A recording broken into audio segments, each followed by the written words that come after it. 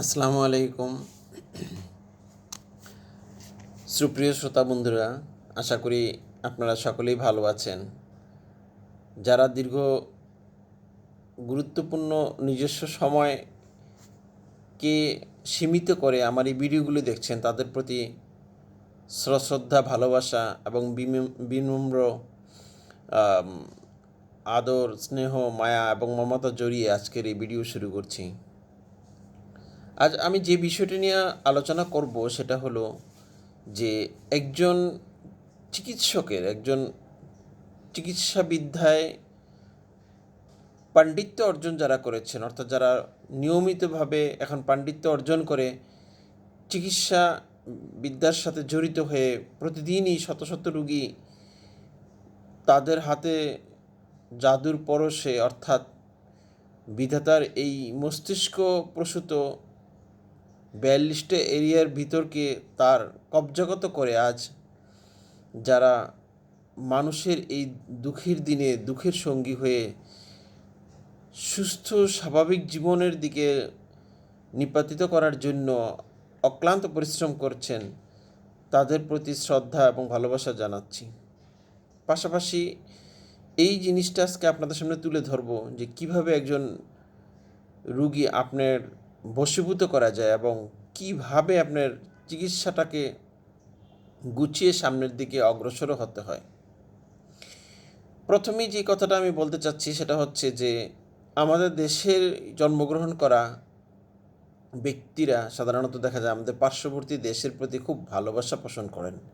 তাদের চিকিৎসা, তাদের চিন্তা, তাদের ভাবনা চেতনা এগুলোকে তাদের লালন করেন এবং নিজস্ব কষ্টার্জিত অর্থ খরচ করে ওখান থেকে চিকিৎসা নিয়ে আসেন। অথচ আমাদের দেশেও চিকিৎসকরা তাদের থেকে অত্যন্ত মেধাবী এবং তারাও ওই সমস্ত দেশে গিয়ে চিকিৎসা গ্রহণ দিচ্ছেন অনেক রুগীদেরকে। এমনকি তারা এটাও বলেন যে আমরা তো আপনাদের দেশেরই চিকিৎসক। এখন প্রশ্ন হচ্ছে, এই পরিবেশ পরিস্থিতির সৃষ্টি হওয়ার পিছনে কারণই হচ্ছে যে আমাদের মতো বিদ্বান ব্যক্তিরা যারা অত্যন্ত চিকিৎসাশাস্ত্রে পাণ্ডিত্য অর্জন করছেন, তাদের বিশ্বাস, ভালোবাসা, মায়া এবং মমতা কিছুটা হলেও রুগীদের প্রতি কম থাকার কারণে তাদের মন বা চিন্তা চেতনাটা অনেকটাই বিদেশমুখী হয়ে যাচ্ছে। আমি যে কথাটা প্রথমে আলোচনা করব সেটা হলো, একজন পেশেন্টকে যখন আমরা প্রথমেই পাবো, পেশেন্টের সাথে যখন কথা বলা শুরু করব, প্রথমে আমাদের যে কাজটা করতে হবে সেটা হলো যে পেশেন্টের যেই ভাবমূর্তিটা, অর্থাৎ তার মানসিক যে অবস্থানটা, এদিকে আপনার প্রথমে দৃষ্টি দিতে হবে। এখান থেকে কিন্তু আপনি অনেক কিছু বের করে নিয়ে আসতে পারবেন। যেমন প্রথমেই ধরা যাক যে আমরা পেশেন্টের ক্ষেত্রে যেটা লক্ষ্য করতে পারবো সেটা হলো, যদি পেশেন্ট শীত কাতর না গরম কাতর, অর্থাৎ হিট অ্যান্ড কোল্ড, কোনটার প্রতি সে আসক্ত বেশি। এটা সাধারণত দেখা যায় যে এখন সময় এতটাই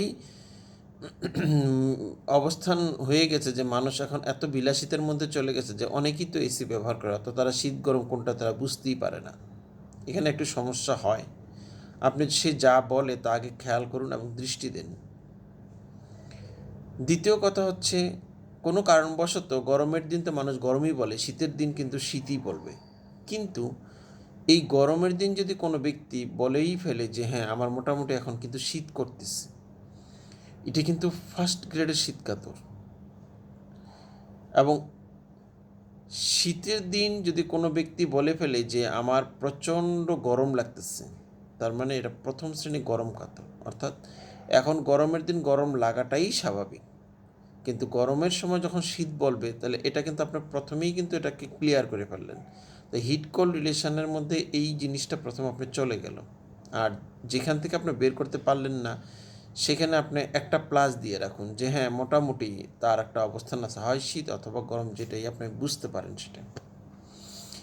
এরপরে সাধারণত আপনার ক্যান্টস রেপার্টরির মধ্যে আপনি স্টোমাক চ্যাপ্টারে গেলে দেখবেন ডিজায়ার এবং অ্যাভারশন একটা অংশ আছে। এটা অত্যন্ত গুরুত্বপূর্ণ এবং এটা চিকিৎসা ক্ষেত্রে অত্যন্ত গুরুত্ব সহকারে কাজে লাগে। ডিজায়ার কথাটার অর্থ হলো যে ইচ্ছা পোষণ করে, অর্থাৎ রুগী কী কী খাবারের প্রতি ইচ্ছা পোষণ করে। আর অ্যাভারশন হচ্ছে কী কী খাবারের প্রতি তার বিরূপ প্রতিক্রিয়া, মানে দেখলে সে খেতে চায় না। আপনারা প্রথমেই প্রশ্ন করতে পারেন যে আপনি কী খাবারের প্রতি ইচ্ছা পোষণ করছেন এবং কী খাবারের প্রতি ইচ্ছা পোষণ করছেন না। তখন যেই জিনিসগুলো সে বলবে সেগুলো নিজস্ব গতিতেই সে বলতে থাকবে, সেগুলোকে আপনি ডিজায়ারে রাখবেন এবং যেগুলো সে বলে না সেগুলিকে অ্যাভারশনে রাখবেন, অর্থাৎ এগুলো সে খেতে চায় না। এখন প্রশ্ন হচ্ছে যে ডিজায়ার অ্যাভারশনের মধ্যে দেখলেন যে একজন ব্যক্তি, বিশেষ করে ছোট বাচ্চা, সে কিন্তু মিষ্টির প্রতি খুব লোভ থাকবে, বাট সে বলল যে হ্যাঁ আমার মিষ্টি খেতে ভালো লাগে না, এটা কিন্তু প্রথম গ্রেডের কিন্তু অ্যাভারশন। এটাকে আপনি খুব খেয়াল করতে হবে। কোষ্ঠিকামের রোগী কিন্তু মিষ্টি খেতে চায় না। এরপরে আপনি দেখলেন যে একটা পেশেন্ট বলতেছে যে তার লবণ খেতে খুব ভালো লাগে, এটা কিন্তু ন্যাট্টামিউরের একটা বেশ প্রমিনেন্ট লক্ষণ। আপনি কি এটাই মনে করে রাখবেন? ফসফরাস কি লবণ খেতে চায় না? অতএব লবণ খেতে কারা চায় এবং কারা চায় না, এটা ক্যান্টের স্টোমাক চ্যাপ্টারের মধ্যে আপনি অবশ্যই খেয়াল করবেন। এই জিনিসগুলো আপনি খেয়াল করুন। এরপর যে জিনিসটা খুব গুরুত্ব সহকারে বহন করবে সেটা হলো পেশেন্টের সাধারণত দেখা যায় যে তার আচরণের মধ্যে দেখবেন সে মাঝে মধ্যেই হাসি দেয়, মাঝে মধ্যেই কথা বলার সময় অট্ট হাসি দেয় বা মুচকি হাসি দেয়। আপনি দেখেন পেশেন্টের প্রথম ডিজায়ারের মধ্যে আপনি পেয়ে গেলেন যে সে লবণ খেতে পছন্দ করে, আবার মুচকি মুচকি হাসতেছে। তার মানে কি হইল? ফসফরাস থেকে আলাদা হয়ে গেল। ফসফরাস লবণ প্রিয়, কিন্তু ফসফরাস তো মুচকি মুচকি হাসে না। ফসফরাস লিনেন থিন থাকে, একটা মেয়রও লিনেন থিন থাকে, কিন্তু মুচকি মুচকি যেহেতু হাসতেছে সেজন্য কিন্তু এটা ন্যাট্টামিউরের দিকে গেল। আপনি ন্যাট্টামিউর কিন্তু দুইটা লক্ষণ পেয়ে গেলেন। এরপরে আসেন আপনার রাগের ক্ষেত্রে। দেখেন আপনার রাগের ক্ষেত্রে কিন্তু ন্যাট্টামিউর ফার্স্ট গ্রেডের রাগী রুগী। এখন রাগ কিন্তু অনেক রুগীর ক্ষেত্রে আছে, যেমন মনে করেন সিনাও কিন্তু রাগ করে, ক্যামোমিলাও রাগ করে, অ্যান্টিমক্রুডও রাগ করে, নাক্স ভূমিকাও রাগ করে। এখন এটার মধ্যে পার্থক্য কীভাবে করবেন? সেটা হলো সিনা রোগীর ক্ষেত্রে দেখবেন যে তার তাকানোই যায় না তার দিকে। এটা শিশু বাচ্চাদের ক্ষেত্রে আপনি দেখবেন যে কোলে থেকেও অশান্তি, কোল থেকে নেমেও অশান্তি, নানান ব্যাপারে সে বিরক্তি পোষণ করে, উপর হয়ে শুয়ে থাকে, কৃমির একটা উৎপাত থাকে, ক্ষুধা খুব বেশি, আবার অনেক সময় ক্ষুধা মন্দাও থাকে। তার সিনার ব্যাপারটা চলে গেল। ক্যামোমিলার রোগীর রাগ বেশি কিন্তু কোলে থাকতে চাবে। অ্যান্টিমক্রুডে জিহ্বা সাদা থাকবে, অনেক সময় জিহ্বা হালকা সাদা থাকে। আবার জিহ্বা সাদাটা কিন্তু আপনি দেখলেন, কিন্তু বাচ্চারা তো মায়ের বুকের দুধ খায় বা দুধ খেলে জিহ্বার উপর একটা প্রলেপ কিন্তু আসে, কিন্তু ওই প্রলেপটা চলে যায়। আর যখন প্রলেপটা থেকে যায় সেটার ক্ষেত্রে কিন্তু অ্যান্টিমক্রুড প্রমিনেন্ট পুরোটাই সাদা থাকবে।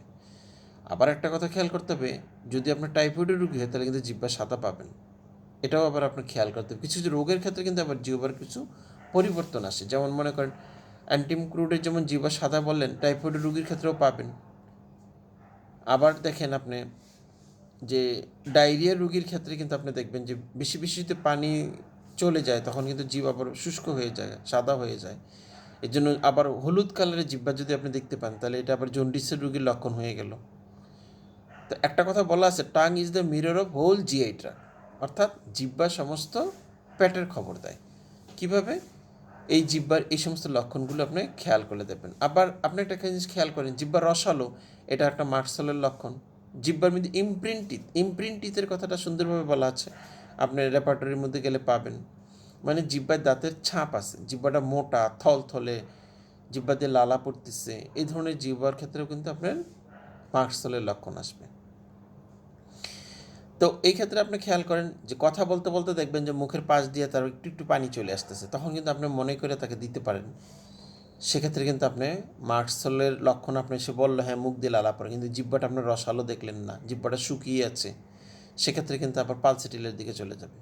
কিন্তু পালসিটিল রুগী আবার রাগ কম থাকবে, জিদ কম থাকবে, মানে টেম্পারমেন্টটা একটু তার ভদ্র বেশি থাকবে, নম্র স্বভাবের লোক থাকবে।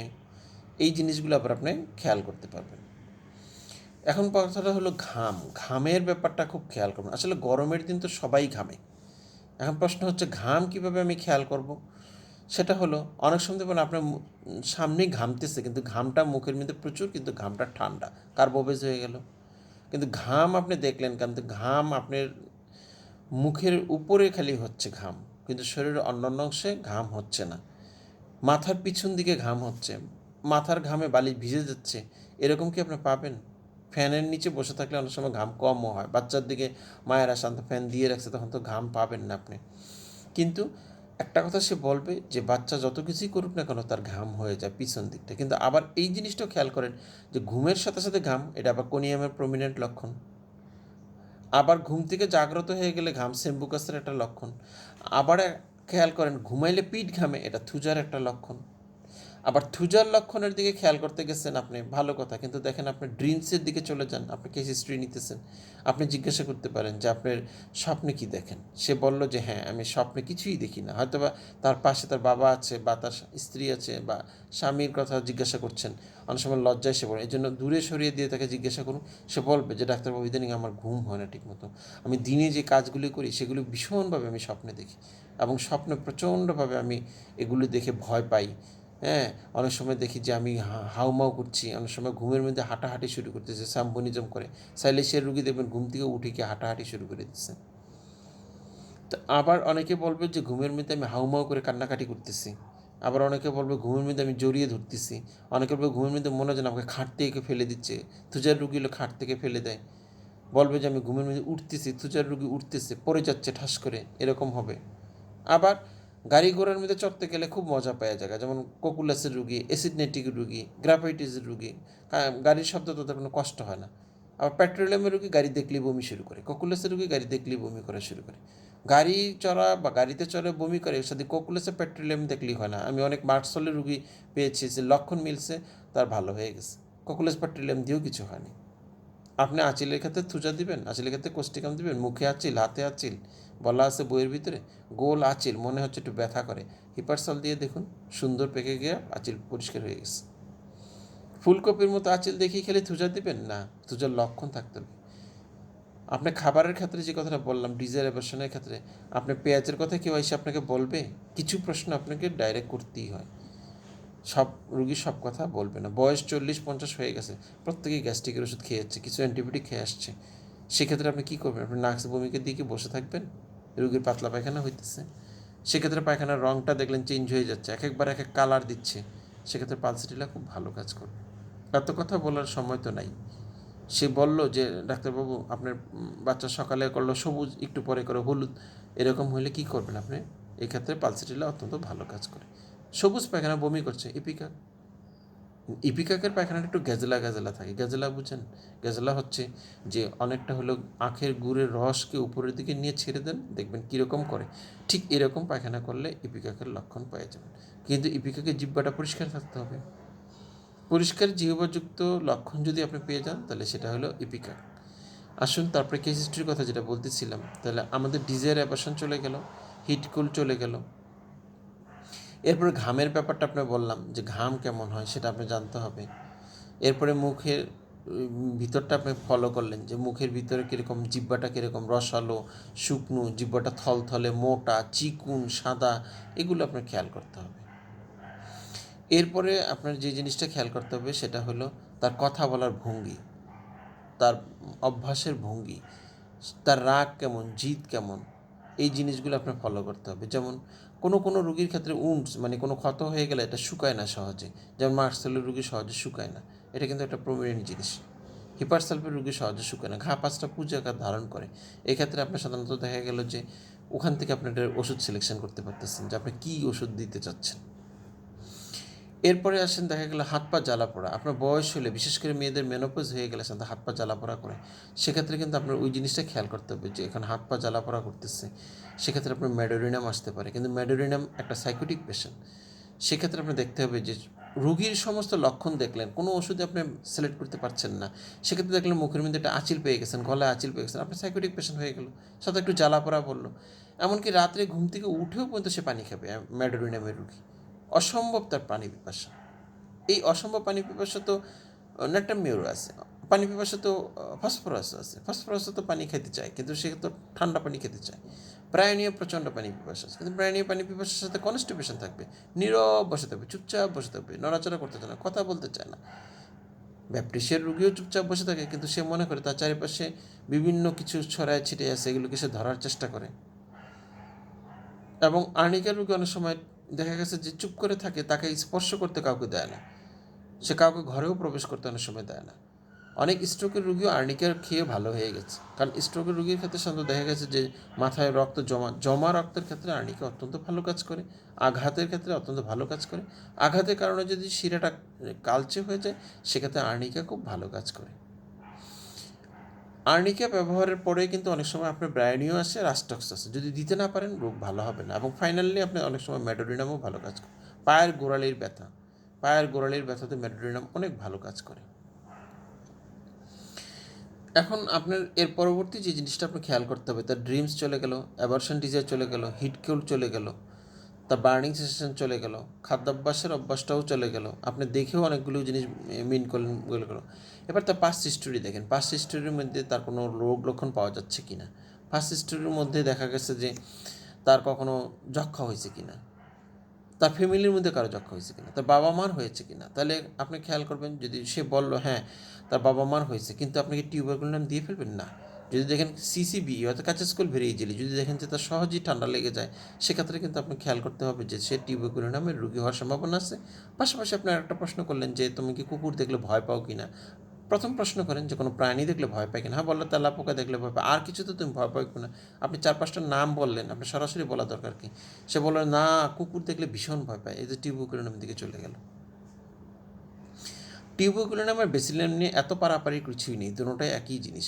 কাছাকাছি ওষুধ আপনি দিতে পারেন, না পেলে যে কোনো একটা ব্যবহার করতে পারেন, এটা আপনার ভালো কাজ করবে। এখন আরেকটা জিনিস হইতেছে যে অনেক সময় দেখা যায় যে রুগী শ্বাসকষ্ট নিয়ে আসছেন, যে শ্বাসকষ্ট এবং অ্যাজমা, আপনারা এটা ভয় পেয়ে যান যে এটা কী করবেন। এটা ওরিড বা ভয় পাওয়ার কিছু না, টাইমিংটা খেয়াল করেন। রাত 3টের থেকে 4টার মধ্যে যদি বৃদ্ধ হয় কেলিকার অনেক ভালো কাজ করবে। আপনি শুয়ে পড়ার সাথে সাথে অর্থাৎ বিছানায় বালিশটা দেওয়ার সাথে সাথে যদি কাশি শুরু হয় ড্রসারা ভালো কাজ করবে। শোয়ার সাথে সাথে কাশি কিন্তু ব্রাইনিও আছে, কিন্তু ব্রাইনিও বুকের মধ্যে চাপ দিয়ে থাকে, চুপচাপ থাকতে চায়, কথা বলতে চায় না, টয়লেট কষা, পানি খেতে চায় বেশি।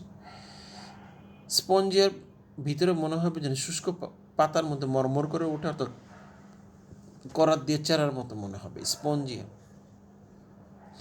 রিওমেক্সের কাশির ক্ষেত্রে আপনি খেয়াল করবেন যে গলার ভিতরে মনে একটা পালক ঢুকিয়ে দিয়েছে, সুরসুর সুরসুর সুরসুর করতে থাকে। এটা হলো রিওমেক্সের একটা প্রমিনেন্ট সিম্পটম।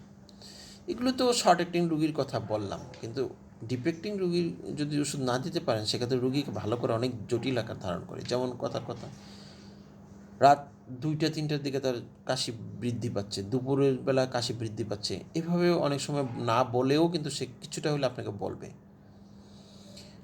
এরপর আপনি খেয়াল করে দেখেন সে পানির পিপাসাটা কেমন। বলে পানির পিপাসা প্রচণ্ড, কিন্তু ডাক্তারবাবু আমি খাওয়ার পরে খুব ক্লান্তি বোধ করি, অল্প পানি খেয়ে পানি খাওয়ার পর বমি আসে। এবং আপনার টাইমিংটা খেয়াল করলেন, মধ্যদিব মধ্যরাত্রি, মোটামুটিভাবে আপনার আর্সেনিকের দিকে চলে গেলেন, দুর্বলতা আছে, অস্থিরতা আছে, হ্যাঁ রাস্টক্সের রুগীরও অস্থিরতা আছে। কোলে রেখে ক্যামোমিলা যেমন শান্তি পায়, সিনার রুগী কোলেও চায়, নিচেও চায়।